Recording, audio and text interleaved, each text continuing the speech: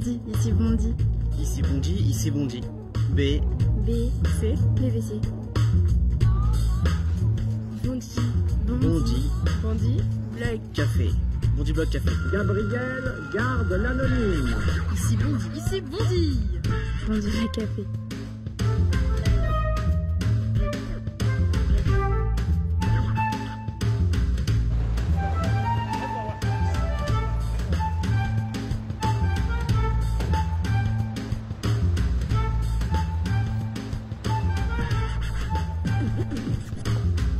Bondy Café.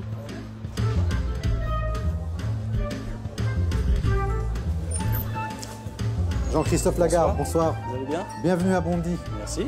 Vous êtes venu en voiture, c'est pas très loin. Non, et puis je connais bien, parce que j'ai passé une année de lycée, un peu trop dans un bar qui n'était pas très loin d'ici. Bon, bah, vous nous faites l'amitié d'être c'est pas là, pareil. dans ce bar qui est en fait notre studio de télévision.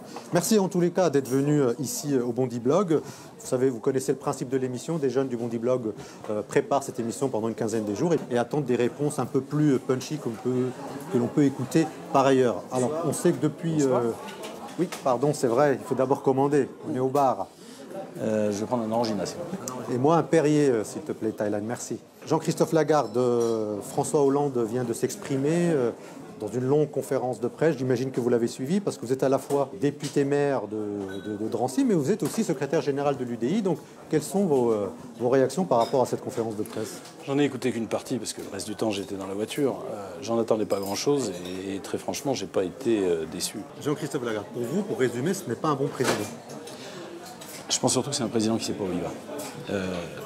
Ça fait 18 mois qu'il est C'est pas président. un cliché, ça, franchement, parce que depuis sa proposition de candidature au sein même du Parti socialiste, on a mis cette étiquette sur cette personne, ce personnage, comme quoi il n'est pas compétent d'abord pour être candidat, et encore moins depuis que l'UMP a perdu Mais moi, je la parle pas de présidentielle. compétence, je pense Qu'est-ce qui se passe? Je ne parle pas de compétence, je dis qu'il ne sait pas où il va. Il nous dit grosso modo, les impôts que je vais faire baisser aux entreprises, il va falloir que je les trouve dans des économies. Depuis 3 budgets, c'est le 3e budget, il n'y a eu qu'1,5 milliard d'économies. Donc comment on finance tout ça? À la sortie, c'est dans la poche des gens, et on le voit tous les jours, des gens qui ont de plus en plus de mal à payer à la fois leurs charges et puis simplement leur vie quotidienne. Est-ce que ce n'est pas une espèce de danger dans lequel nous sommes tous et que peut-être l'heure est venue pour une vraie discussion, pour qu'on sache vraiment où est-ce qu'on veut inscrire ce pays dans les 10 ans à venir? Ce que je crains, c'est qu'on ne soit pas très loin d'un accident démocratique. C'est vrai que l'UMP est dans une situation où on ne sait pas très bien, donc ça ne met pas une opposition claire. L'UDI n'est pas en train de se chercher. Progressivement, l'UDI, le MoDem, se rassemble, se regroupe. Ce centre qui était éclaté depuis 15 ans maintenant recommence à se reconstruire. Simplement, ça ne se fait pas en un jour, et l'alternance, Ça fait 15 ans que ça se reconstruit quand même, le centre. Non, pas du tout. Ça faisait 15 ans que ça se divise, et ça fait 1 an qu'on arrive à rassembler les gens. Donc là, c'est clair. Il y a quand même une différence. Il y a quand même une différence entre l'explosion et à un moment donné le fait qu'on se remette autour de la table, qu'on travaille ensemble, qu'on engage d'abord la reconquête territoriale à travers les élections municipales. Qui représente le centre aujourd'hui en France? Un certain nombre de dirigeants, dont Qui incarne une politique Bayrou. alternative? Toujours François Bayrou. Dont Bayrou et Borloo, et dont d'autres, mais je pense qu'il faut... Mais il n'y a qu'une chaise à l'Élysée, il ne peut pas y en avoir 2. D'accord, mais pour nous, la vie politique, elle ne peut pas se réduire à l'élection présidentielle. Ça, c'est une maladie de la France. Il y a des élections municipales, parce que au quotidien, les équipes municipales, elles peuvent améliorer les choses et soulager les choses, et ça passe par, pour nous, la reconquête territoriale. C'est le premier travail que nous sommes en train de faire, que j'essaye d'aider à faire en tant que secrétaire général de l'UDI. Viendra le moment de se choisir un président. Mais vous comprenez bien qu'on ne peut pas fonctionner, d'ailleurs regardez le problème à l'UMP, on ne peut pas fonctionner avec une élection présidentielle et 6 mois après on se pose la question de ce qui se passe dans 4 ans et demi. Les gens s'en foutent et pendant ce temps-là le pays a besoin d'être gouverné. Donc il faut passer à la 6e, c'est ça? Je pense en tout cas qu'il faudrait profondément modifier la 5e République parce que nous sommes le seul État dit démocratique où le président de la République concentre tous les pouvoirs entre ses mains. Et ça va s'aggraver. Parce que le non-cumul des mandats, c'est très populaire. Pourquoi la droite ne l'a pas changé, ça 10 ans de pouvoir Parce que très simplement, l'UMP n'a pas du tout envie de changer le système de la 5e Personne République. veut changer le système. Nous avons envie de changer le système de la 5e République, mais ce n'est pas nous qui sommes majoritaires, même quand l'UMP était au pouvoir. Le problème en France, c'est que c'est plutôt le FN maintenant qui passe pour le parti qui pourrait vraiment changer le système. Ah ben non, il pourrait le tuer. Donc s'il tue le système et que les gens ne veulent plus vivre dans un système démocratique, dans les valeurs de la République, de liberté, d'égalité, de fraternité, ils peuvent se jeter dans le FN. Mais enfin, vous savez, j'observe quand même que dans les études d'opinion, le FN, pour populaire qu'il soit, avec la démagogie habituelle qui est la sienne, il est aussi rejeté par 75% de gens qui excluent de voter pour lui. Jean-Christophe Lagarde, le moment où nous avons annoncé votre venue ici, les jeunes du Bondi Blog ont bien évidemment réagi. Certains d'entre eux vous connaissent en tant que député maire, puisqu'ils habitent eux-mêmes Drancy. Drancy est à quelques kilomètres de Bondy. Mais ils ont aussi réagi parce que vous êtes aussi quelqu'un d'assez particulier, puisque vous êtes un homme de droite en réalité pour beaucoup, et avec des prises de position qui parfois s'apparentent à une idéologie de gauche. Donc tout ça, c'est assez schizophrénique dans le débat, et je voudrais vous faire regarder ça quelques instants, et puis après... Je peux quand même vous dire une chose? Oui. En quoi est-il schizophrénique de ne pas décider de prendre une position systématiquement, d'accord ou pas, avec l'alliance politique dans laquelle on est? Et à la limite, un centriste, c'est quelqu'un qui est capable aussi d'écouter les deux, et puis de faire son choix et de trancher. Qui est au centre. Donc qui est capable de trancher. Jean-Christophe Lagarde, nous avons demandé aux jeunes du Bondi Blog de réagir à votre venue ici, donc je vous propose de regarder cette conférence de rédaction du Bondi Blog. Vous réagissez, et puis après, je vous inviterai à rencontrer les jeunes du Bondi Blog.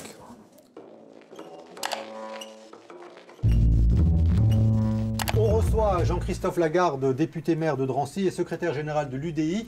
Quelques mots sur ce député maire que nous connaissons puisqu'il est à quelques kilomètres d'ici, donc à Drancy. Tout le monde voulait aller vivre à Drancy à une époque, surtout les copines de ma mère, parce qu'il y avait la cantine gratuite pour les enfants. D'ailleurs, durant les révoltes de 2005, il s'était positionné différemment du reste de la droite. Et ça lui avait valu les foudres de l'UMP, parce qu'on le déclarait comme le Sarkozy de l'UDF dans le 9-3. Et donc il a su se positionner aussi en faveur des banlieues à un moment où on aurait pu considérer que la droite se serait positionnée différemment. Là où Jean-Christophe Lagarde a quand même été au centre de l'attention, ça a été avec l'affaire Chelgoumi, quand en 2009, si mes souvenirs sont bons, il y a eu Hassan Chelgoumi a été contesté dans la mosquée de Drancy. Lui a apporté son soutien. Il a aussi été condamné parce que justement, il a donné des fonds publics. Il a fait du favoritisme sur un appel à projet public. Il essaye de se donner une image de maire très proche, qu'à son blog, qu'à Twitter, vachement ouvert. Mais en fait, on se rend compte qu'il cache quand même beaucoup de secrets à ses administrés. Mais quel est le projet aujourd'hui de l'UDI? À part le fait que Borloo se balade dans les studios de télé... Je pense que les gens ils comprennent pas grand-chose au centre. Entre l'UDF, c'est passé entre le MoDem et le nouveau centre. Ensuite l'UDI, ça change de nom toutes les 48 heures, on a l'impression. S'ils veulent vraiment avoir un poids important, il faut qu'ils maintiennent un nom, qu'ils maintiennent les mêmes personnes à la tête de leur parti. Là, on n'y comprend pas grand-chose et à mon avis, ça leur provoque plus de tort que de bénéfices pour l'instant. Moi, je suis pas tellement d'accord parce que je préfère encore me concentrer sur le centre plutôt que de repartir sur les choses aisées qui seraient de se concentrer sur l'extrême. J'ai l'impression qu'il y a une place pour eux, quoi. Il y a une place pour le centre, il y a une place pour les Lagarde, Borloo et compagnie. En ce moment, la droite est en galère complète, ils n'ont pas de programme, ils sont au fond du trou dans les sondages et il n'y a personne au centre. La gauche déçoit. Il y a personne, et la gauche déçoit, il n'y a personne au centre, c'est pas possible. C'est le moment ou jamais pour eux, on a l'impression que dans l'histoire, là, c'est leur moment, quoi. Et en fait, il n'y a personne qui vient, quoi. Non, mais la question, c'est pourquoi toute cette thématique des banlieues n'est pas portée d'un point de vue national par 15 ou 20 élus importants et qui en parlent, comme on parle notamment pour les agriculteurs, pour les viticulteurs, pour les Bretons. C'est ça la grande difficulté des élus de banlieue, c'est que quand ils sont sur la scène nationale, ils ont peur d'avoir l'impression de prêcher que pour leur paroisse et de jamais pouvoir parler à toute la France et donc jamais être présidentiable. Dans les quartiers, il est à gauche et nationalement, il est à droite. Peut-être que c'est ça en fait. Alors, Jean-Christophe Lagarde, vous répondez à Kaina, ici vous êtes à gauche et à l'Assemblée nationale vous êtes à droite? Beaucoup de clichés. Beaucoup de clichés dans ce que j'ai vu. D'abord, le fait que la droite, ce soit un seul morceau. Or, il y a des gens différents, entre guillemets, comme à gauche d'ailleurs, des gens différents et qui ont des sensibilités politiques différentes. Ensuite, sur l'action municipale, à Drancy, j'ai pas le sentiment que la population ait la même image. Comment se fait-il qu'on puisse être maire élu au premier tour à quasiment 70%? Je suis pas le mieux placé pour le dire, mais je pense qu'on a essayé de bosser à un redressement d'une ville qui était en train de s'effondrer et de se ghettoiser, comme malheureusement beaucoup de villes. Après 70 ans de communisme, en gros. Oui, comme malheureusement beaucoup de villes autour de nous. Mais au niveau du centre droit, est-ce que vous ne vous sentez pas finalement seul ici en Seine-Saint-Denis? Est-ce que vous sentez cerné par le PS, les restes du Parti communiste? Et pourquoi les gens du centre droit, de la droite, ne viennent pas investir un territoire comme la Seine-Saint-Denis? Alors d'abord, je ne suis pas seul. Je vous ferai remarquer qu'à Noisy-le-Sec, aujourd'hui, le maire est un maire UDI.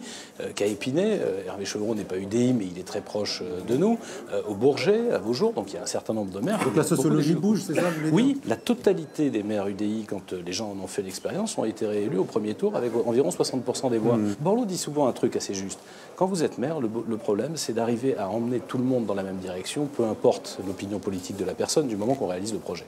Écoutez, moi, je vais vous emmener voir les jeunes du Bondy Blog. Donc, si vous voulez terminer votre jeu... Ça y est, c'est fait. Donc, on va les rejoindre pour donc répondre à toutes leurs questions. Bondy. Blog. Café. Bondy Blog Café. Gabriel Garde l'anonyme. Jean-Christophe Lagarde, merci encore une fois d'être venu ici au Bondy Blog. Je rappelle que vous êtes député maire de Drancy et secrétaire général de l'UDI. Vous avez donc accepté l'invitation de Kaina Ossini, de Jonathan Solier et de Claire Diao, donc les 3 blogueurs qui ont préparé cette émission. Avant de vous laisser donc débattre avec nos 3 blogueurs, je vais vous laisser regarder le portrait réalisé par Giuseppe Avige.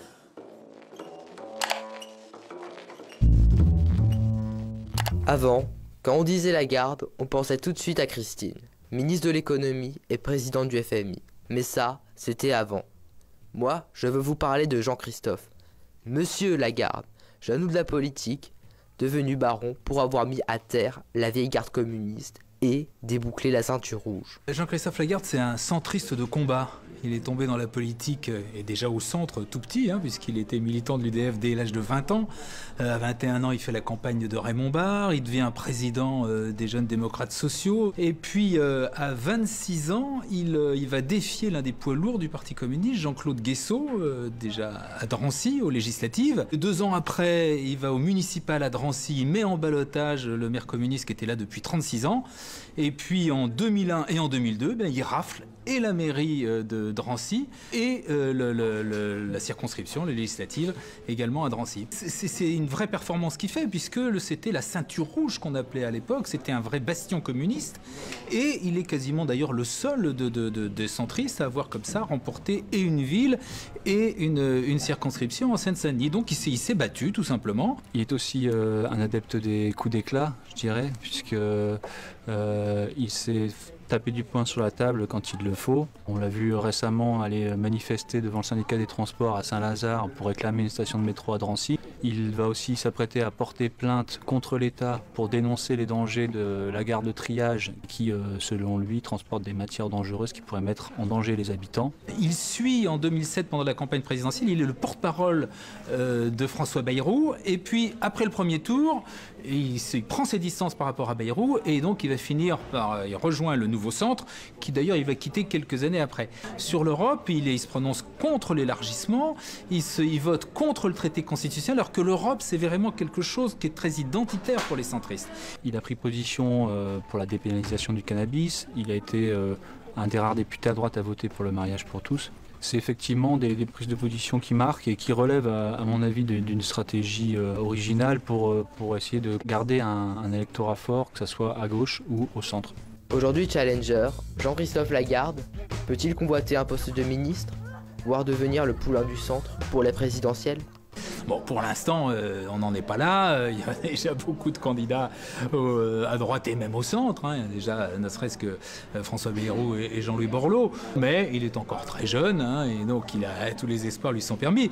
Un poste de ministre, j'imagine que oui, bien sûr que ça devrait l'intéresser. Je dis, quand on fait de la politique, au plus haut niveau, on a envie d'être ministre. La stratégie qu'il développe actuellement est quand même clairement une preuve de son ambition, que ce soit pour le département, où il essaye de mener la vie dure à l'UMP pour s'imposer en tant que le leader de la droite et du centre en Seine-Saint-Denis, ce qui peut laisser penser qu'il a des ambitions un peu supérieures à celles de député maire de Drancy. Voilà, c'était donc un portrait réalisé par Giuseppe Avige. Claire Diao. Alors, comme Monsieur Lagarde, quand j'ai su que vous veniez au Bondy Blog Café, j'ai interrogé mon entourage et tout le monde m'a dit ne pas vous connaître. Donc j'ai fait des recherches numériques, et puisque vous avez un blog et un compte Twitter, vous êtes assez dynamique sur Internet, mais vous arrivez en 3e page de référencement Google, derrière Christine. Bien sûr, Christine, mais aussi Sébastien Lagarde, un graphiste, Michel Lagarde, un décorateur, Stéphanie Lagarde, une actrice. Donc comment exister en tant qu'homme politique quand médiatiquement vous avez beaucoup d'homonymes? Je ne me lève pas tous les matins en me posant cette question. Tous les matins, je me lève en me demandant comment j'arrive à faire mon boulot, de maire d'une part, de député d'autre part, et d'essayer de participer. Il y a beaucoup de choses qui ont été dites, mais c'est des journalistes, donc un journaliste, pardon, c'est là pour un peu tordre les sujets. Je vous prends un exemple. Il y en a un qui dit il fallait que par stratégie, j'aurais voté pour le mariage pour tous ou que je suis pour la dépénalisation du cannabis. J'étais pas maire de Drancy, je disais la même chose. J'étais pas député, je disais la même chose. Il faut que je dise le contraire parce que je le suis aujourd'hui ou pour développer une stratégie politique. C'est juste idiot comme réflexion. Justement, sur une position que vous avez prise très récemment, donc il y a eu 2 déraillements de trains avec des substances dangereuses ces 15 derniers jours et vous avez porté plainte d'ailleurs contre l'État. Mais moi, ce qui m'étonne, c'est qu'on vous entend uniquement en période électorale sur cette question. Vous n'avez pas porté plainte avant et on vous entendait très peu sur ce sujet auparavant. Pourquoi ? Vous avez mal cherché. Ça fait 2 ans que j'étais tout seul, en l'occurrence, à expliquer, parce que j'avais eu une fuite des services de l'État qui montrait le danger que courait la population. C'est pas moi d'ailleurs qui dis qu'il y a un danger. Bontin qui a écrit un article là-dessus, c'est pas moi qui dis ça, c'est l'État qui le fait dans une étude de danger. Et pourquoi porter plainte que maintenant ? Eh bien attendez, je vais vous expliquer. L'État gardait ça au secret, a publié ça en avril 2013, on est 8 mois après. J'ai demandé une contre-expertise de l'étude de danger qu'il faisait, qui montre d'ailleurs que c'est plus grave que ce qu'il nous raconte. D'accord ? Et à partir de cette étude, j'ai demandé à l'avocat de la ville de préparer une plainte qui permette effectivement de mettre devant leur responsabilité le préfet, le ministre des Transports et tous ceux qui ont participé à minorer ce danger. Je me suis battu il y a 2 ans. Aucun des élus du coin, à l'exception du maire du Bourget, ne croyait ce que je racontais. On me disait mais non, vous inquiétez pas, etc. Tout le monde était content. Et quand maintenant les mesures de l'État arrivent, qu'on n'a plus le droit de construire, qu'on ne peut pas revendre en réalité les biens parce qu'ils se sont dépréciés, qu'il y a des alertes 2 fois en 15 jours sur la gare de triage, même la population. Je vais vous raconter une anecdote, juste une anecdote. Je peux vous ramener tous les journaux municipaux et les articles du Parisien, sauf qu'à l'époque ça n'intéressait personne. Maintenant ça intéresse les gens. Justement, ça intéresse aujourd'hui, mais ça intéresse pas beaucoup de monde parce qu'on a Drancy, donc une ville du 93, la gare de Drancy longe Blanc-Ménil aussi. Est-ce que si ces trains passaient dans les Hauts-de-Seine, il y aurait ce problème-là? Évidemment non, c'est ce que j'ai déjà déclaré plusieurs fois à la radio et à la télévision. Parce qu'on a dit que vous saviez taper du poing sur la table. Si on était à Neuilly-sur-Seine, si on était dans le 16e arrondissement, évidemment qu'ils auraient trouvé une solution, parce que l'étude en question, elle dit 2 choses. Elle dit s'il y a une fuite, il y a une population, en réalité supérieure, mais admettons leur chiffre, de 30 000 personnes qui sont en danger de mort. D'accord ? Et la seule conclusion qu'en tire l'État, c'est on va laisser la population là, on va laisser les trains là, mais on ne veut pas plus de population. Parce que 30 000 morts, c'est acceptable, mais 31 000, c'est inacceptable. Vous voulez que je tape du poing sur la table, comment ? Moi, je vais compléter la question de Kaïna. Est-ce que, finalement, la parole de la Seine-Saint-Denis que vous représentez d'une manière ou d'une autre est minorée, exclue, voire minimisée par rapport à d'autres possibilités, d'autres communautés d'agglomération, par rapport à d'autres lobbies, entre guillemets, ici en France? Mais en fait, c'est lobby contre lobby, parce que je suis en train de me battre contre RFF, la SNCF et l'industrie chimique, et que, évidemment, nous, on ne fait pas le poids, entre guillemets, en Mais quand vous dites nous, c'est quoi? C'est les élus UDF? Eh ben parce que si ça visait une population de décideurs qui sont tous regroupés dans les mêmes quartiers de la région Île-de-France, ils n'auraient aucun problème. Monsieur, on va changer de sujet, Claire Diao. Le 28 juin 2013, vous avez été innocenté par le tribunal de Paris concernant un procès pour diffamation contre Hugo Portier-Thomassin. Donc vous avez été innocenté par le tribunal, mais votre association a néanmoins reversé plus de 51 000 euros à votre mairie. Alors quel est le lien? Aucun. La condamnation dont vous faites état, c'est un truc qui en réalité date même d'avant moi. Ça a été démontré à l'époque, depuis 1997 je crois, donc avant que je sois maire, les services municipaux commandaient des tentes, des tables et des chaises sur des sociétés, et en fait c'était pas regroupé au même endroit, donc ils n'ont pas fait de marché public. Et donc, comme je suis le maire, je suis responsable de ce qui se passe, et la justice, considérant la situation, m'a demandé de payer une amende de 5 000 euros grosso modo, pour faire simple, même si ça va coûter 5 000 € accessoirement, grosso modo... Vous avez plaidé coupable, c'est ça? Oui, j'ai plaidé coupable. Je suis responsable en toute cause. Qu'est-ce que vous voulez que je fasse? Les services faisaient... Vous croyez que je m'occupe de la location des tables et des chaises à la ville de Drancy? Simplement, on faisait une bêtise, c'était mal organisé, et comme c'est moi qui suis responsable de l'organisation, c'était à moi de l'assumer. Voilà la condamnation. Pour ce qui concerne le fait d'être innocenté, non. Monsieur Portier-Thomassin, le fils du maire de Bondy, était en train de m'accuser d'avoir effectivement commis une infraction au code des marchés publics dans la construction d'une tribune. J'ai été totalement innocenté. Il a même été condamné en diffamation. Il se pourvoit maintenant en cassation. Troisième sujet sur l'association, ça n'a strictement rien à voir. Cette association, la justice lui a demandé de rembourser, elle a accepté de rembourser. D'accord. Mais 51 712 €, c'est quand même une somme énorme. Pardon? 51 712 €. Parce qu'ils ont cumulé 5 ans de mise à disposition de matériel. 5 ans. D'accord. Je vous ferai remarquer que des associations de toute nature, d'ailleurs, bénéficient de subventions et d'aides matérielles. Celle-ci n'avait jamais eu la moindre subvention. Et elle a remboursé. Jean-Christophe Lagarde, on va rester justement dans le domaine judiciaire, puisque vous le savez, depuis quelques jours, on a beaucoup parlé de l'affaire Dieudonné, donc c'est parti jusqu'au Conseil d'État. Je vais vous proposer d'écouter d'abord les réactions des jeunes du Bondy Blog, et ensuite on réagira sur ce qu'on appelle l'affaire Dieudonné-Valls. Pour moi, Dieudonné, là, ça vire à l'hystérie. On a l'impression, chaque jour, n'importe quel éditorialiste, boulanger du coin a envie d'écrire une tribune pour dire à quel point il est dangereux.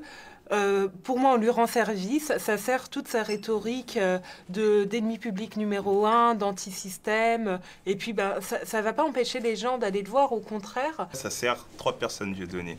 Ça sert Dieudonné en premier lieu parce qu'il se place en tant que victime et victime d'un complot politico-médiatique. Ça sert le FN parce que justement, elle permet de se mettre au-dessus. On voit bien les vœux de Marine Le Pen qui dit le FN c'est la vraie France, on s'occupe des vrais problèmes de la vraie France. Et enfin, ça sert Manuel Valls qui a créé la polémique dans un moment où il n'y avait rien du tout dans les médias. Dieudonné, est-ce qu'il faut l'interdire ou pas? Enfin, la question, c'est pourquoi on en parle, en fait. Pourquoi est-ce qu'on est arrivé du jour au lendemain parce qu'il y a un pauvre guignol qui a fait des quenelles à l'écran où là, on a découvert Dieudonné alors qu'on est en période préélectorale et tout le monde, enfin pour moi, tout le monde, et on est dedans, on tombe dans le panneau. Alors, question, Claire Diao. Alors Jean-Christophe Lagarde, si vous aviez été ministre de l'Intérieur, quel sens auriez-vous donné à cette polémique? Déjà, si j'avais été ministre de l'Intérieur, j'aurais pas fait de la pub autour de tout ça, parce que je pense qu'on lui a fait une pub formidable, alors que ce gars n'est pas un artiste, c'est un militant politique. Je rappelle d'ailleurs qu'il a présenté des listes aux élections européennes il y a quelques années, qu'il a même des combats et des valeurs communes avec la famille Le Pen. Il s'était d'ailleurs clairement affiché avec eux, et notamment sur l'antisémitisme. Non, mais on peut faire de la politique et après faire du spectacle. C'est le cas par exemple de Bernard Tapie. Très bien, mais on ne fait pas l'inverse. Parce que Bernard Tapie, pendant qu'il faisait des pièces de théâtre, il n'y avait aucun message politique dedans. Et là, il prend prétexte, entre guillemets, de l'humour pour passer des messages qui sont profondément contraires aux valeurs de la République. Deuxième point, je pense qu'il y a derrière ça une opération de la part de Manuel Valls, à la fois pour se porter en avant, il sait très bien le faire, mais dont il n'a pas mesuré les conséquences. Parce que, Dieudonné, tout le monde connaissait, bien sûr, mais le contenu précis, le détail, etc., pas vraiment. Mais au nom de quoi? Un type qui est condamné, qui ne paye pas ses condamnations, c'est un militant anti-système? Mais on se fout du monde. Ça veut dire qu'il sort de la République et qu'il fait ce qu'il veut.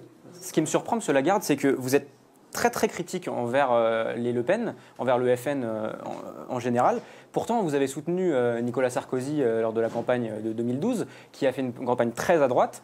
Certains ont même dit aux limites du Front National. Est-ce qu'il faut interdire le Front National? Non, parce que je pense... Moi, je suis voltairien de ce point de vue-là. C'est-à-dire que je n'aime pas ces idées-là, mais je vais me battre pour qu'ils puissent les exprimer. Parce que quand vous interdisez... Quand vous interdisez, vous ne réglez pas le problème. D'accord? Non, je me moquais dans le tweet de Manuel Valls, d'une certaine façon, en disant, tiens, vous interdisez l'un, mais pas l'autre. Voilà. Pourquoi? Parce que c'est pour faire monter l'autre? Parce qu'en fait, on est à quelques mois des municipales et que le vote d'extrême droite, c'est la seule chance pour beaucoup d'élus socialistes de pouvoir s'en sortir. Parce que tout ce qui ira sur l'extrême droite permettra à un maire socialiste de se faire réélire. Monsieur Lagarde, vous, ce que vous pensez, oui, c'est la stratégie Mitterrand. C'est en termes de manipulation politique. Vous pensez que l'extrême droite, c'est l'allié du PS. Il essaye de... En gros, le PS fait grossir le FN pour récupérer et sauver quelques maires socialistes. C'est ce que vous avez dit. Mais ça vous profite aussi, entre nous. Ça vous profite. Non. justement. Eh bien, bah si. Pardon, mais là, de ce point de vue-là, c'est purement de la mathématique. Parce que toute voix qui va sur une liste d'extrême droite, c'est une voix qui ne va pas à une alternance politique. Et donc c'est la faute du Parti socialiste, finalement. Vous savez, non. Si le FN est dangereux. Il s'en sert. Alors d'abord, je pense que pour le compte, non, ça n'a rien à voir. La dangerosité du FN, un petit peu. non, il faut écouter une réponse pour pouvoir la comprendre. Oui, la dangerosité du FN, en l'occurrence, elle est intrinsèque, c'est dans ce qu'il prône, c'est dans ce qu'il dit. Mais qu'après le Parti socialiste, depuis toujours, sous Mitterrand et encore aujourd'hui, s'en servent pour essayer de se protéger électoralement, bien sûr. C'est un secret pour personne que quand il y a une triangulaire où vous avez un candidat socialiste, un candidat de droite ou du centre et un candidat FN, le candidat socialiste multiplie ses chances par 2 d'être élu. Et après, vous allez me dire que ce n'est pas leur allié objectif ? Jean-Christophe Lagarde, je voudrais revenir sur cette affaire Dieudonné. Est-ce qu'il n'y a pas un malaise en France à finalement devoir se positionner, cette injonction finalement idéologique à se positionner soit pour ou soit anti ? Alors qu'en réalité, il y a des nuances, il y a une réflexion. Là, par exemple, les gens qui ont défendu l'idée que Dieudonné puisse se produire à Nantes ont plutôt défendu la liberté d'expression. Or, on a vu que c'est l'inverse. Donc, est-ce que là, ce n'est pas quelque chose qui est plutôt dangereux, ne serait-ce que pour la liberté tout court ? Est-ce que j'étais en train de dire que c'était tout noir ou tout blanc ? J'étais en train de dire qu'il y a, à mon avis, une limite à la liberté, c'est celle des autres. C'est une vieille phrase, mais à laquelle je tiens beaucoup. Mais c'est la justice qui doit décider. Exactement. Et la justice avait décidé de condamner, en l'occurrence, les meetings de ce monsieur. Il ne payait pas, et je me demande bien pourquoi on ne lui faisait pas payer, sous le pouvoir précédent comme sous le pouvoir actuel, puisque sur les 7 condamnations, il y en a qui ont eu lieu avant. Et pourquoi on décide d'en faire un symbole médiatique maintenant, plutôt que de lui faire passer la loi avec toute sa rigueur. La rapidité avec laquelle le Conseil d'État s'est prononcé suite au tribunal administratif à Nantes, et l'impression générale, ça a été qu'en fait le ministre de l'Intérieur avait dicté l'attitude au Conseil d'État. Et ça, c'est très dangereux. Et ça, c'est un grand service rendu à Dieudonné. On va poursuivre sur les questions d'actualité. On parle beaucoup de la France ici. Il y a une espèce comme ça de French bashing, mais presque interne. Et puis on s'est rendu compte il y a quelques jours qu'une journaliste américaine s'est aussi amusée à nous décrire, à nous épier finalement, à nous chercher les poux dans la tête. Et on a demandé aux jeunes du Bondi Blog de réagir. Et puis après, on vous demandera si effectivement la France est aussi macabre que la description dans cet article de Newsweek. Moi, j'ai un peu de mal à comprendre ce France bashing généralisé. La France, qui est un nain démographique, en tout cas, ça c'est vrai, 65 millions d'habitants, reste malgré tout une grande puissance économique, 5e puissance mondiale. Nous, on s'était posé la question au moment des obsèques de Nelson Mandela, quand on a vu que François Hollande avait été invité, Nicolas Sarkozy également, et que personne n'avait pris la parole, et qu'on avait laissé les pays comme l'Inde s'exprimer. Et donc, voilà, c'est un signe fort qui dit que la France n'a plus vraiment de voix forte. On est un peu peut-être victime du nombrilisme, voilà, et peut-être l'hégémonie française qui a été vraie, mais qui est passée. Et le temps a passé, et puis le monde a évolué très vite, et on n'a pas été capable, en fait, de se mettre à la page. On a quand même l'impression, quand on nous attaque de l'extérieur, qu'il faut riposter, mais on riposte sur le papier, et on riposte pas vraiment. Et ça, c'est vraiment dommage. Kaïna. Alors, moi, j'ai lu cet article en fait, de la journaliste américaine. C'est plein de préjugés. Après, c'est son opinion. Elle pense ce qu'elle veut. Ça fait des années et des années qu'il y a plein de journalistes qui écrivent de cette sorte sur les jeunes de banlieue. Ce qu'elle a fait, cette journaliste américaine, c'est finalement ce que des journalistes français ont fait sur nous. Pendant des années, on a l'impression d'être jugés constamment par des journalistes qui ne connaissent pas trop nos quartiers, mais qui viennent ici et qui en parlent de cette manière. Est-ce que vous vous êtes senti un peu... comme moi, avec cette espèce de parallèle, parce que vous aussi, vous êtes un gars du 9-3 finalement. Honnêtement, j'ai pas fait le parallèle, mais vous n'avez pas tort. J'ai d'abord trouvé ça parfaitement ridicule. Moi, je suis allé 6 mois aux États-Unis quand j'étais jeune pour essayer d'apprendre un peu l'anglais. Je me retrouvais dans une fac. Les 3/4 des étudiants américains sont infoutus de mettre l'Europe sur une carte. Donc le jugement que les Américains portent sur notre pays, en connaissance ou pas de cause, je m'en tamponne pour vous dire les choses telles que je les pense. Surtout que ça revient régulièrement. Mais tous les bien 3 sûr. ans, il y a un papier. Et je trouve encore plus ridicule d'ailleurs cette espèce de réaction franco-française en disant ah non, on n'est pas comme ça, on est les meilleurs. Oui, voilà, excusez-moi, c'est juste con. Est-ce qu'il y a Parce une que des problèmes, on en a, et on aurait besoin de se regarder clairement. Alors après, pour aller sur le parallèle. Sur l'indignation sélective qu'évoque finalement. Oui, bien sûr, vous avez raison. Pardon de vous dire qu'en dehors de chez nous, le reste de la France s'en fout. Moi, j'avais été frappé d'un événement en 2005. À l'époque, Villepin, totalement paumé par ce qui était en train de se passer, convoque une 40aine de maires à Matignon. C'est la première fois de ma vie que j'allais à Matignon. Et il y avait des maires communistes, socialistes, centristes, UMP, etc. En fait, on disait tous la même chose. C'était que des maires de banlieue, et on disait tous la même chose parce qu'on gère les mêmes difficultés. Et que donc on a les mêmes réalités, je veux dire, quelles que soient les options. Et ça stupéfiait à l'époque de Villepin, Sarkozy et les autres ministres qui étaient là, puis surtout les collaborateurs, les technos qui étaient autour. Ils n'en ont jamais tiré de leçon. Moi, le seul truc que j'avais dit à la sortie de Villepin, c'est si vous écoutez, monsieur le Premier ministre, ce qui vient d'être autour de la table, vous voyez qu'en réalité, il n'y a pas de différence sur le diagnostic. Simplement, à un moment donné, il faut accepter l'idée qu'on ne concentre pas toutes les difficultés dans certains quartiers et s'étonner de temps en temps que ça ne se passe pas bien. Jonathan. Arrêtez-moi si je me trompe, mais il me semble que l'UDI est un parti indépendant, que ce n'est pas une branche de l'UMP. Et j'ai l'impression que, notamment sur la place de la France dans le monde, on entend beaucoup de critiques de l'UDI depuis que François Hollande est président de la République, qu'on n'entendait pas du tout quand Nicolas Sarkozy était au pouvoir. Est-ce que c'était Nicolas Sarkozy qui vous demandait d'être pas trop critique, ou est-ce que simplement vous avez découvert il y a un an que la France n'avait plus sa place magnifique dans le monde? Vous avez une façon de poser la question qui est assez curieuse. Arrêtez-moi si je me trompe, si l'UDI était, vous savez très bien que c'est un parti indépendant politiquement, financièrement, qui a ses groupes parlementaires et son expression propre. Donc le si, c'est déjà introduire, pardon, quand même. Deuxièmement, non, l'UDI 1 n'existait pas. 2, vous vous adressez à la plus mauvaise personne. Si je peux me permettre, vous vous adressez à la plus mauvaise personne pour ça. Je n'ai pas appelé à voter Nicolas Sarkozy en 2007, je suis le seul. D'accord ? Et quand il a fallu signer l'appel de Marianne, parce qu'il y avait les dérives de Sarkozy, les premières sur Saint-Jean-de-Latran, etc., je l'ai signé. Et quand il a fallu voter la réforme, un certain nombre de réformes et des budgets, je ne les ai pas votés. J'ai même parfois voté contre. Donc j'ai toujours fait ce que je voulais. Alors c'est ce qui fait qu'on m'apprécie plus ou moins, entre guillemets, y compris chez mes propres amis. Je fais ce que je crois. Après, ça plaît ou ça plaît pas. Objectivement, aujourd'hui, la France, est-ce que c'est encore le pays qui pourrait donner des leçons au monde entier? Est-ce que c'est encore une grande puissance? Ça l'est plus depuis longtemps. La vérité, c'est que le reste du monde commence à se foutre de nous, pas parce qu'on aurait tel ou tel défaut ou telle caricature, parce qu'on n'est pas capable de regarder nos propres difficultés. Et qu'on n'est pas capable de s'occuper de sa propre banlieue. Parce que tout à l'heure, ce que vous avez dit, c'était intéressant. Vous avez dit tout le monde s'en fout. Mais ce qui s'est passé en 2005, c'est que tout le monde s'en foutait de la banlieue, et la banlieue, elle a explosé. Et le Bondi Blog est né. Et ça continue. Oui, mais on ne peut pas s'en foutre de la banlieue. Vous voyez ce que je veux dire? Non, mais c'est ce que vous avez dit tout à l'heure. Vous avez dit, et tout le monde s'en fout. Mais dans ce cas-là. L'image de la France souffre énormément de par les difficultés générées dans les banlieues. Elle souffre. Mais la Seine-Saint-Denis, c'est un département jeune. On ne peut pas s'en foutre, monsieur Lagarde. C'est pas moi qui m'en fous. Non, ils s'en foutent pas. Oui, mais non, mais je veux bien vous croire. Mais tout à l'heure, vous avez dit quelque chose qui était important quand même. Je vous dis que quand vous voulez parler de ça sur un grand média national, etc., c'est pas intéressant. Voilà ce qui vous est répondu. C'est pas le sujet qui excite du moment. Voilà.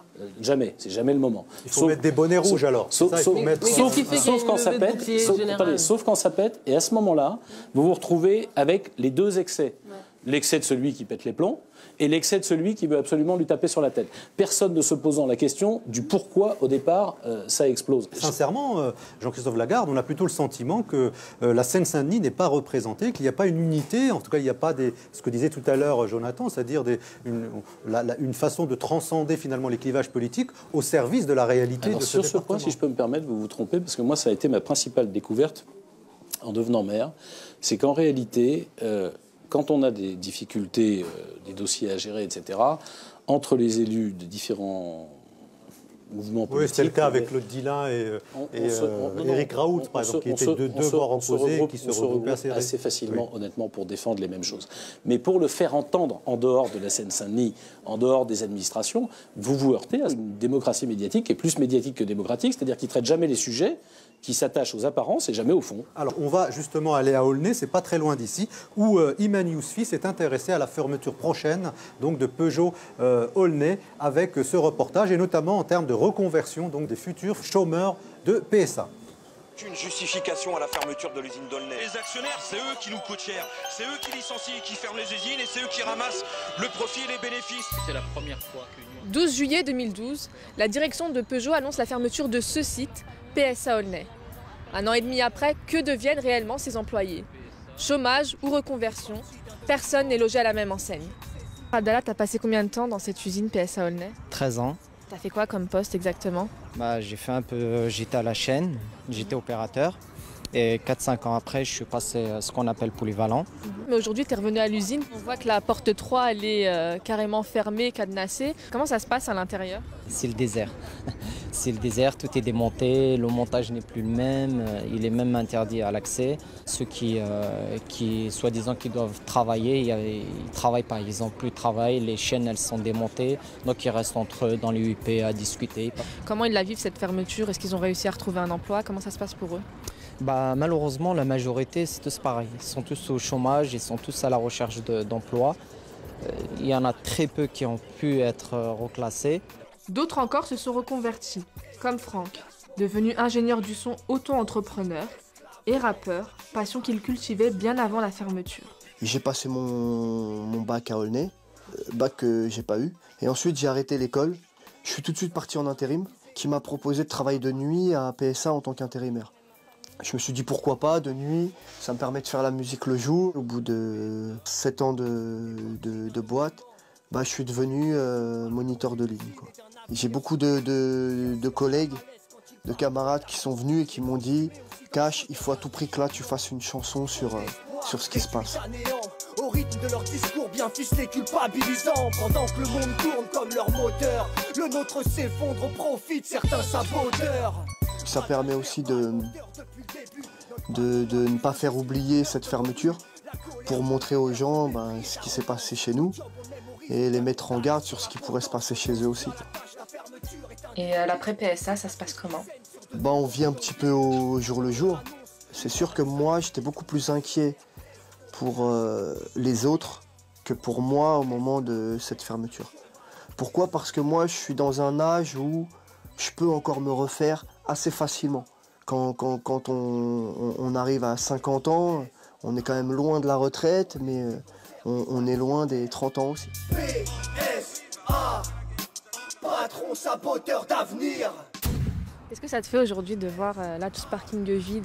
Ça me fait de la peine, honnêtement ça me fait de la peine. Ça me fait de la peine pour les gens comme moi qui se retrouvent à Pôle emploi, ça me fait de la peine pour le département 93, ça me fait de la peine pour la ville d'Aulnay. La fermeture de l'usine a un impact économique et fiscal considérable. 7 millions d'euros en moins dans les caisses de la ville. Avec le départ de 700 à 800 salariés l'an dernier, la municipalité a déjà perdu près de 640 000 euros. Et ce parking, qui habituellement était surchargé, est devenu un véritable désert urbain. Voilà, donc c'était un reportage signé Iman Yousfi. Kaina. Oui, alors en fait, moi, la dernière fois, j'ai pris le métro et il y avait une dame qui parlait à côté de moi. Elle disait à sa copine, ou je ne sais pas si c'était sa collègue, elle disait « Oui, avant, nos bureaux, ils étaient à Saint-Lazare et tout, c'était trop bien. Maintenant, ils sont à Saint-Denis, je ne te raconte pas la galère. » Donc, en fait, le truc, c'est comment faire pour, déjà, encourager les entreprises à embaucher dans le 93 et deuxième point, pour démystifier, en fait, dédramatiser le côté « Je travaille dans le 93, on va m'arracher mon sac ». L'erreur formidable qui a été commise à la Plaine Saint-Denis et qui malheureusement est reproduite en ce moment, c'est qu'on n'a pas adapté les systèmes de formation du département pour ça. Ce qui fait que les boîtes, elles arrivent avec leurs employés. Vous regardez à la Plaine Saint-Denis, c'est même caricatural. Le RER déverse tous les employés et repartent. Donc nous, on est là et on voit passer les emplois sous le nez. En gros, d'ailleurs, c'est ce qui va se passer avec ces futurs chômeurs de Peugeot. Ils ne pourront absolument pas avoir accès aux emplois qu'on crée actuellement en Seine-Saint-Denis. C'est clair. Il faut qu'on ait les formations en amont et que l'éducation nationale, avec les entreprises, il ne faut pas qu'ils soient séparés. Comment faire alors concrètement ? Concrètement, il faut que l'éducation nationale, avec les entreprises, définisse les besoins et donc les formations qui vont avec. Est-ce qu'on peut s'adapter en termes de formation au nombre d'emplois qu'on développe ici? Parce que sinon, vous ne les ferez jamais recruter. Deuxième chose quand même à Saint-Denis, quand vous avez entendu ça, un problème réel et sérieux des entreprises qui se sont installées, c'est que leur personnel se plaignait pas tant d'être dans le 93, parce qu'ils y sont si peu, entre guillemets, en termes de profondeur, ils sortent à peine Paris, qu'en termes d'insécurité réelle au pied de ces entreprises-là. C'est un vrai sujet. Et quand François Hollande propose 50 000 emplois en 2014, là, à sa dernière conférence de presse, d'où sortent ces emplois? On a l'impression qu'en fait, les politiques jonglent tout le temps avec des chiffres en promettant des emplois, mais on continue, les jeunes, d'être au chômage, de sortir des études et voilà, d'être des wagons vides. C'est un nouveau lapin du chapeau, et son chapeau a l'air profond. Mais enfin, pour l'instant, les emplois, on ne les voit pas. Mais pour compléter un peu cette question, c'est pas qu'une question de formation, monsieur Lagarde. Aujourd'hui, si je suis, pas moi, mais si un patron a le choix entre un jeune formé dans le 93, peut-être bien formé, et un jeune formé à Paris, peut-être bien formé aussi, il prendra le jeune de Paris. Et ça, c'est une réalité concrète et vous ne pouvez pas la nier, que ce soit à Drancy ou ailleurs. Je ne cherche pas à nier quoi que ce soit. Comment on fait pour ça? C'est pas un problème de formation. Je cherche à étager parce que je peux prendre un autre exemple pour revenir sur le vôtre. Celui qui, en plus, n'a pas la bonne formation et habite le 93, il est sacrément dans la merde. D'accord? Donc déjà, au moins, qu'il ait cette formation-là. Et après, on a un effort aussi à faire, et qui est peut-être collectif, de transformation de l'image de notre département. département, de vendre ce département pour son potentiel. Il faudrait peut-être arrêter que les discours, ceux des politiques et parfois ceux des jeunes eux-mêmes, soient perpétuellement victimisants. Ah, on est victime de ci, on est victime de ça. Eh bien, on est victime de ce qu'on ne fait pas dans la vie. Jean-Christophe Lagarde, je vais vous donner quelques chiffres, puisque vous avez parlé tout à l'heure du département le plus jeune de France. C'est aussi le département où il y a le plus fort taux de jeunes au chômage. C'est aussi le département avec le plus d'habitants vivant sous le seuil de pauvreté. Et en matière d'éducation, parce que c'est quand même ça qui nous concerne beaucoup ici au Bondy Blog Café, l'État consacre 47% de moins à l'éducation d'un élève en Seine-Saint-Denis qu'un élève de la ville de Paris. C'est le rapport de la Cour des comptes. Il manque 250 professeurs pour occuper tous les postes du département. Tous les jours, entre 50 et 60 classes, je dis bien 50 et 60 classes, se retrouvent sans enseignants parce qu'il n'y a pas de remplaçants. Là, ce n'est pas de la victimisation. C'est quelque chose qui est quand même réel. Il y a des chiffres. Je peux juste, sur le département qui a le plus grand taux de chômage des jeunes, c'est valable en Ile-de-France, c'est pas valable comparé au reste de la France. D'accord. Maintenant, tout ce que vous venez de dire est vrai. Quand on parle de formation, je pense tout ce que vous venez de dire est vrai sur la formation, y compris sur les moyens dont sont dotées nos propres universités. Il y a beaucoup plus à Paris qu'ici. Or, c'est beaucoup plus ici qu'on a besoin d'État et de services publics que là-bas. Et on nous compense, entre guillemets, ça à travers des contrats urbains de cohésion sociale, bref, quelques cerises qu'on nous met dessus, mais qui ne permettent pas d'alimenter le moteur. Donc je ne peux pas dire le contraire. Je vous ferai remarquer d'ailleurs que c'était pas mieux avant. Mais ceux qui disaient avant, on va mettre des moyens ici, on attend toujours les moyens et on ne les voit pas venir. On parle beaucoup de la municipale à Paris, entre NKM et Anne Hidalgo. Je note d'ailleurs que dans cette thématique, on ne parle absolument pas de la banlieue, puisque ça c'est le Paris intramuros, mais en même temps, les gens qui habitent ici en banlieue nourrissent et participent au prestige de la capitale. Donc là, cette thématique est bien sûr, et cette thématique on va bosser là-bas. Évidemment. Ça crée des richesses là-bas, mais c'est pas à nous que ça profite. Mais par rapport à nous ici en Seine-Saint-Denis, est-ce qu'on va encore voter pour des listes, des gens qui sont là, ou est-ce que des idées fortes, des nouvelles personnes, un nouvel engouement pourrait susciter une adhésion encore plus forte des gens qui habitent la Seine-Saint-Denis? Moi, je pense qu'on ne peut pas globaliser la Seine-Saint-Denis avec les élections municipales. Elles ont lieu dans 40 communes qui sont toutes très différentes les unes des autres. Chaque ville a sa spécificité, sa difficulté. Le problème d'éducation qu'on vient d'aborder, il existe à Drancy. C'est pas le même qu'à Clichy. Et je suis sûr qu'entre Clichy et Saint-Denis, c'est pas le même non plus. Jean-Christophe Lagarde, on va parler Europe. Vous avez voté contre la Constitution en 2005, c'est ça? Oui. Vous faites partie finalement du centre droit, qui est plutôt pro-européen dans son ADN. Et là, il y a une espèce comme ça presque d'incompatibilité, mais que vous assumez. Et avant de vous laisser réagir sur votre position aujourd'hui sur l'Europe, je vous propose d'abord de regarder cet édito réalisé par les Kids.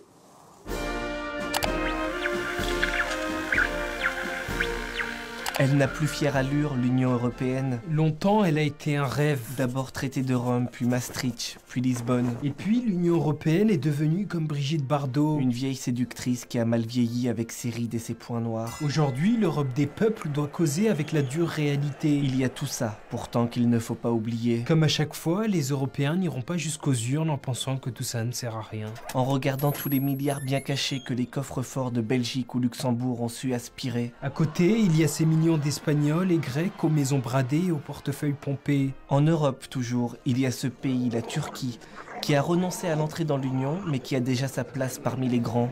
L'Europe est vite devenue un cimetière des rêves oubliés. Rien qu'à Lampedusa, combien d'hommes, femmes ou bébés qu'on ne veut pas voir pris par les vagues. Et combien d'histoires du bout du monde venus se coucher à nos frontières si meurtrières. Autant que les Afghans, les Africains, les Tunisiens, les Syriens, il y a les Roms européens pourtant qui sont les bienvenus nulle part. On dirait que l'Europe des droits et du vivre ensemble se taira à jamais. Alors qu'à côté, les extrêmes droites de tous les pays vocifèrent partout.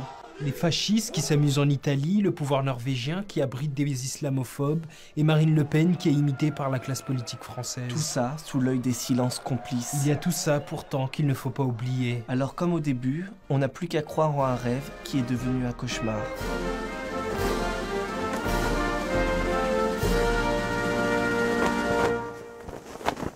Voilà, c'était donc l'édito de Mehdi et de Badrou. Jonathan. Monsieur Lagarde, moi en tant que jeune, les deux seuls moments où je me sens européen, c'est quand je voyage, parce que je voyage beaucoup plus facilement qu'avant mes compatriotes, et au moment où je peux aller faire Erasmus dans un autre pays européen. Autrement, j'entends que des choses négatives sur l'Europe, Lampedusa et autres. Vous qui avez voté contre l'élargissement de l'Europe en 2004, qu'est-ce que vous pensez de l'Europe actuelle? C'est pas... finalement, c'est que des problèmes, l'Europe. Qu'est-ce qu'on fait avec cette Europe? C'est pas que des problèmes, ce serait une formidable solution, sauf qu'on est en train de faire crever le bébé. C'était pas du tout le projet. Aujourd'hui, l'Europe passe les 2/3 de son temps à s'occuper de l'accessoire et s'occupe jamais de l'essentiel. Quand on réunit 500 millions de personnes, qu'on est la première puissance économique du monde, qu'on a la deuxième monnaie du monde, mais la seule qui est incapable d'être défendue par un gouvernement, on accepte à un moment donné de mettre des moyens en commun pour ne pas subir la mondialisation. Ça veut dire avoir un gouvernement économique qui défend sa monnaie, une stratégie commerciale commune, ce qu'on sait le mieux faire, on le met ensemble et on le vend à l'extérieur, qu'on ait une stratégie énergétique et aussi qu'on ait une stratégie migratoire. Parce que on peut toujours, évidemment, montrer Lampedusa ou d'ailleurs ce qui se passe au sud de l'Espagne. Le problème, il est simple, c'est que vous avez des pays dont la démographie va nécessiter l'arrivée de populations extérieures. Et vous allez avoir un problème, d'ailleurs, interne à l'Europe, pas négligeable, c'est qu'entre les pays de l'Est qu'on a laissé rentrer en 2004 et un pays comme l'Allemagne qui va avoir un formidable besoin... Non, justement, c'est contre ça. On n'a pas bien fait. On aurait pu laisser... C'est contre ça que j'ai voté en 2004, et pas seul dans ma famille politique. Ça a affaibli l'Europe, finalement. De quoi? Bien sûr que ça a affaibli l'Europe. Seul de tous les députés français, sur les 577. Et pourquoi? Parce qu'on a décidé d'ouvrir les portes à des pays qui ne souhaitent pas justement qu'on puisse faire une fédération politique et un vrai moteur et un vrai pouvoir européen, qui souhaitaient un marché de libre-échange, juste une zone de libre-échange, et on n'a pas besoin des institutions européennes existantes pour ça. Vous êtes pour une fédération européenne, finalement? Bien sûr, je suis pour une Europe fédérale sur le plan économique, pour que nous ayons des stratégies communes, que nous ne soyons pas les naïfs du monde où nos frontières sont ouvertes au monde entier pendant que tous les autres s'arrangent pour bloquer nos produits. Et quand vous faites rentrer les 10 nouveaux pays membres, pays de l'Est, qui venaient de sortir de 50 ans de communisme et qui n'avaient certainement pas envie d'autre chose que du libéralisme parce qu'ils étaient dans la réaction totalement inverse, eh ben, on a foutu par terre le projet. Ceux qui ont eu en main... On sent que sur l'Europe, vous êtes quand même assez... passionné, comme sur tout le reste d'ailleurs, mais encore plus parce que là, on est en train de flinguer votre seule chance d'avenir et de ne pas subir la règle du reste du monde. Si on flingue ça... eh bien, je peux vous assurer que ça va être la débandade, non seulement pour la France, mais pour l'ensemble de l'Union européenne, sauf que comme on est le pays qui a le plus de mal à accepter de s'adapter à la nouveauté et au changement et à se regarder en face, c'est nous qui paierons le plus de conséquences. Comment acceptez-vous cette dichotomie qui existe aujourd'hui? Pour moi, le monde, maintenant, il est divisé en deux catégories, comme dans un aéroport. Il y a les ressortissants de l'Union européenne et il y a le reste du monde. Comment vous expliquez que les Européens peuvent voyager à travers le monde avec des sacs à dos, s'enorgueillir d'avoir des guides du routard, etc., d'être partout, d'écrire des blogs, et derrière, d'avoir des gens qui s'échouent dans des barques aux frontières de l'Europe, qui n'ont pas le droit de venir, qui n'ont pas le droit de venir en vacances, qui n'ont pas le droit de venir se faire soigner ici en Europe? Attendez, est-ce que l'Europe doit, pour le compte, accueillir tous les gens qui vont mal dans leur pays? Je parle de la circulation des gens. Et qu'il n'est pas normal que des gens ne puissent pas... Tous les gens du monde ne veulent pas venir en Europe. La circulation, les gens qui arrivent à Lampedusa, il ne me semble pas qu'ils cherchent à aller aux États-Unis. Non, Jean-Christophe Lagarde, l'immigration la plus importante, ce n'est pas Afrique-Europe, c'est plutôt Afrique-Afrique, Afrique-États-Unis. Je suis en l'occurrence pour que nous ayons une politique... Non, il ne faut pas donner l'impression que l'Europe est assiégée par des migrants. Attendez, je ne suis pas en train de donner cette impression, je dis simplement que nos États vont avoir un besoin démographique, qu'ils doivent à la fois le structurer, le qualifier, le contrôler et le réguler. Que tout le reste, c'est de la démago. Et de la démago qui, sinon, vous font apparaître les croix gammées de la fin du reportage. Premier point. Ça garantit aussi que les gens que vous accueillez, vous ne les envoyez pas dans un cul de basse-fosse, dans un ghetto dont ils ne sortent pas. Le corollaire, c'est que la sélection, vous prenez des gens compétents dans des endroits qui pourraient justement, développer, je pense notamment aux Africains. C'est pas tout à fait exact. Vous avez déjà regardé qui ramasse les poubelles dans les rues ? Est-ce que ce sont des gens qu'on a sélectionnés pour être compétents? Vous croyez qu'il y a beaucoup de gens qui sont encore prêts à le faire? Là, vous parlez de l'immigration des 30 Glorieuses. Moi, je vous parle de l'immigration d'aujourd'hui. On cherche des informaticiens, ça vient pas des 30 Glorieuses. Moi, je vois les gars qui passent dans ma rue, ils viennent pas des 30 Glorieuses. Ils sont arrivés il n'y a pas très longtemps. Vous n'avez pas besoin que des ingénieurs et des médecins. En fait, moi, j'aimerais rebondir sur ce que vous avez dit il y a quelques minutes sur les jeunes de banlieue et l'Europe. En fait, le truc, c'est qu'ils sont très déçus de l'Europe. À la rigueur, limite, ça leur importe peu. Pourquoi? Parce que déjà, rien qu'en France, et on l'a dit tout à l'heure, la Seine-Saint-Denis, c'est comme si, en fait, vous voyez, vous l'avez dit, ça n'intéresse pas. Alors, pour le peu qu'il y ait 28 Seine-Saint-Denis en Europe, on est plongé, nous. En gros, la Seine-Saint-Denis, c'est un pays qui voudrait adhérer à l'Europe. Excusez-moi, mais moi je suis habitant de la Seine-Saint-Denis, je suis citoyen de l'Union européenne et citoyen français. Je ne regarde pas tout à travers la Seine-Saint-Denis. Ce n'est pas l'Union européenne qui va régler les problèmes de la Seine-Saint-Denis. Comment on se sent européen en Seine-Saint-Denis? Parce que on est vous êtes européen, comment vous avez fait pour vous sentir européen? Ce n'est pas l'Union, parce que j'ai réfléchi à ce qui pouvait, de mon point de vue, être une perspective qui ne nous oblige pas à subir le reste du monde. ce n'est pas l'Union européenne qui va régler les problèmes de la Seine-Saint-Denis. S'il n'y a pas assez de logements, ce n'est pas une politique européenne, c'est une politique française. La crise de l'éducation, ce n'est pas une politique européenne, c'est une politique française. C'est nous qui nous gourrons. C'est pas sur le reste. Alors que l'Europe ensuite, parce qu'elle a fait que la moitié du chemin, elle a ouvert un grand marché, elle l'a pas régulé. Elle a créé une monnaie, elle l'a pas défendue. Elle veut exister face au reste du monde, simplement elle se met pas une stratégie commune pour se battre et se colter avec les autres. Et les autres, pendant ce temps-là, ils nous prennent pour des passoires. Et si vous voulez qu'en Seine-Saint-Denis, on ait plus de boulot, on a besoin aussi de créer cette richesse ensemble. Oui, Jean-Christophe Lagarde, on va élargir nous aussi finalement ce débat et on va accueillir d'autres opinions, d'autres points de vue en donnant la parole finalement au public ici présent. S'il souhaite poser des questions, donc on va vous donner un micro. Très bien. Allez-y.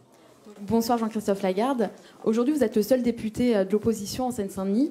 Et en 2015, nous aurons à élire nos conseillers départementaux, ce qui est important pour nous en Seine-Saint-Denis. Et avec le redécoupage qui s'est passé sur les cantons, pensez-vous qu'aujourd'hui, on veut faire taire l'opposition en Seine-Saint-Denis ?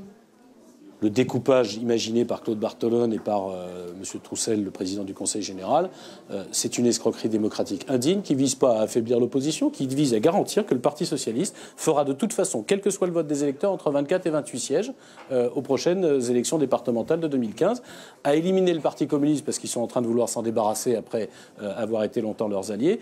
Et grosso modo, dans le département, l'UDI et l'UMP pourraient au total avoir sur 42 élus, 4 élus, c'est-à-dire 10% pour à peu près 30% de l'électorat. Oui, c'est une escroquerie indigne, et d'ailleurs on portera un recours dessus, contre ça auprès du Conseil d'État. J'imagine qu'il sera moins sous pression qu'il l'a été récemment. Mehdi. Bonjour Monsieur Lagarde, j'ai une question par rapport à l'UDI.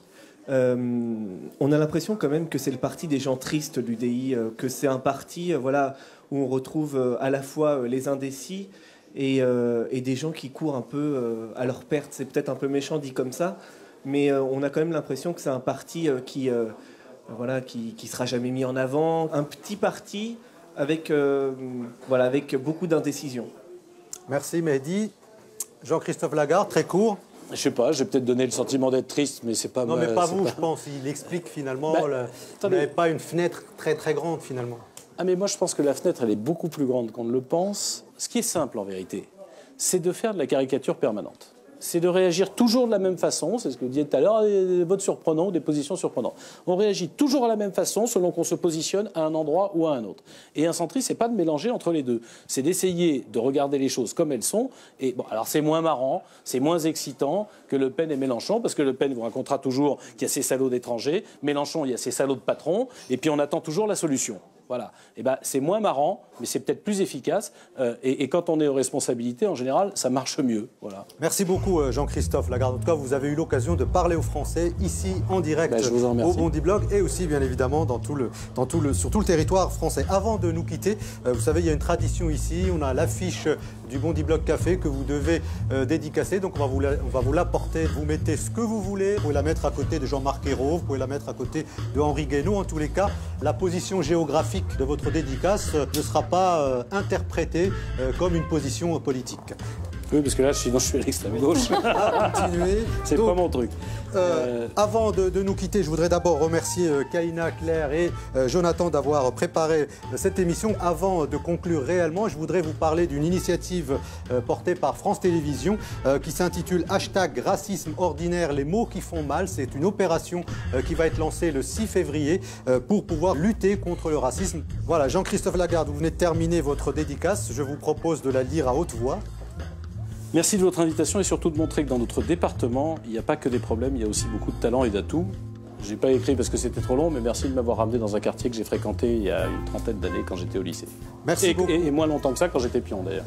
Merci beaucoup Jean-Christophe Lagarde. Cette émission est terminée. Merci à Jamart et à Zadig Productions de l'avoir produite. Et puis on se retrouve évidemment le mois prochain sur France O et LCP. Merci. Très bien, bougez pas. On va vous donner un bon. Merci.